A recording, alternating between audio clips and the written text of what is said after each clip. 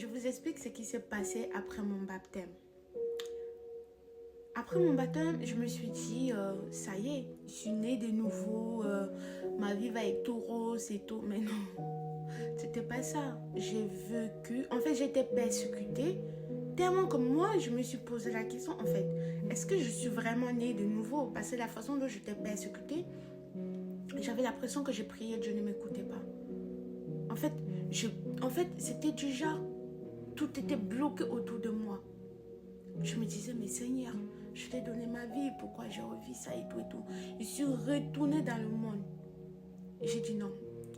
Et après, le diable voulait me faire croire en fait que la décision que j'avais prise c'était une mauvaise décision parce que à chaque fois en fait lorsque vous retournez dans le monde et que vous étiez on vous a baptisé et que tu es né de nouveau, en fait le diable va te dire ah ouais, il va te mettre dans la tête que si tu repars, Dieu ne va pas te pardonner et tout, mais c'est faux.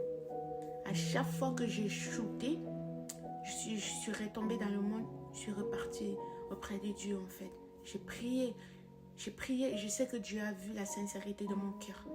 Et vu que le Christ a été déjà, le Christ connaît déjà tout ce qui est tentation, il a vécu ça.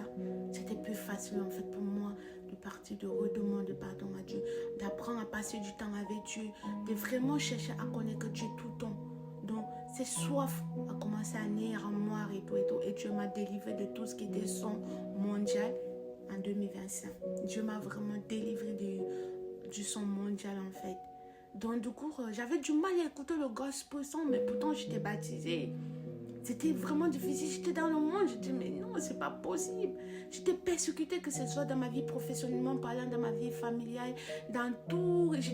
J'avais l'impression qu'on ne m'écoutait pas, on ne me